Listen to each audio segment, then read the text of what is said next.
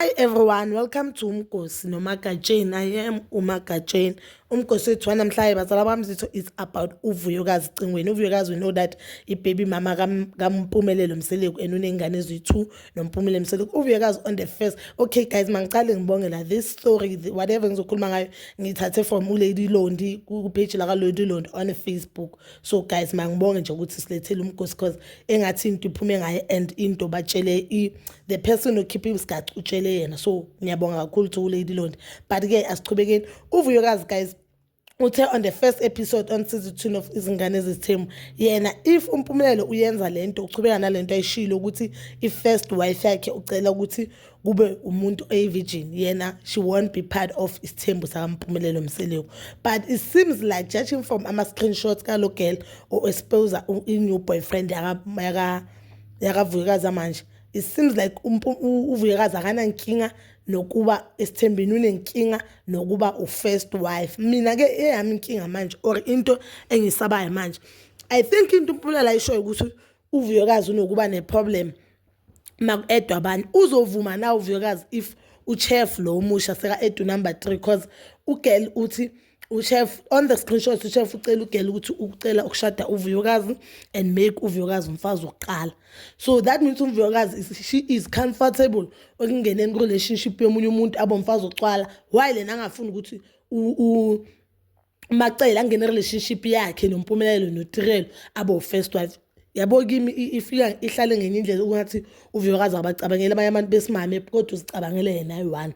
Sometimes mhlambe mina I think ngishawe ukuthi i-character kaVuyokazi guys yena umuntu ophansi. Umuntu ophansi, being umuntu ophansi it doesn't mean ukuthi unozwele for abanye abantu besimame, and being umuntu ophansi it doesn't mean ukuthi unobuntu. No, it doesn't mean that. Ungaba umuntu ophansi ube umuntu ofundisekile because ezinye zezinto ziya ngokuthi kini ufundiseke kanjani. Ube umuntu ofundisekile ube yabo mawusebantwini uzothe man, but kube kuthi wena no awuhloniphe.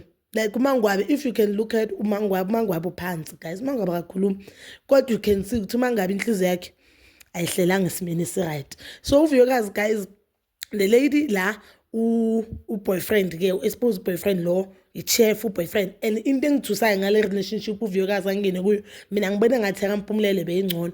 Into engithusayo guys, you can read the screenshots. Into engithusayo ukuthi this guy uke washada, judging from ama screenshots, wa divorce. Uyayibona lento? That means this guy is old, and I even went to Instagram yakhe even if I yenze private, but ke khona isithombe nyane engisibonile. This guy old. The guy old, the guy I think even the guy ufuna uVuyokazi mhlambe because abona azothini, but uguy already unabantwana uke washada before udlala ngalo mntana abantu omusha then uzofaka uVuyokazi. That means uVuyokazi akana inkinga nokuthandana nabafana abanganazwele or abangazi ukucabangela abantu besimame, because how can umuntu abe nesibindi sokukutshela ukuthi ufuna ukushada omunye umuntu while wena ukhona? So lo muntu uyafana noMpumelelo, just that lento akayenzi kuVuyokazi. Ilento le uVuyokazi angena kuyafana nale Mpumelelo ayenza kubo banoTirelo. She was there for years, for more than 4 years, because uMhlobokazi una 4. So she was there maybe for 4 years or so.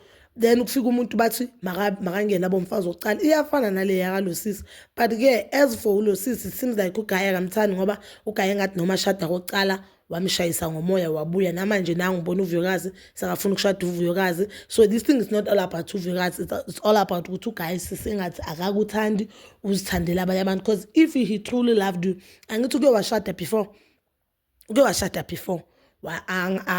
ushadile before azange azakushada, wabuya futhi waxoliswa waba nengane njengoba ashile naye on that message ayisendela uGaye ukuthi engathi kokwaba nenkinga nyana nobaby mama nomntana lapho. Then manje sekathola another girlfriend, washada, uzoshada yona. So should ahlukane noVuyokazi uzothola omunye amshade. So lento ayenzile ugele ukuthi mhlambe nangathi expose uGaye or expose uVuyokazi ayenzi mehluko, because it seems like uGaye akanandaba naye. It seems like uGaye akamthandi, but as for uVuyokazi I think ungena kwenye inkinga yena angayiboni.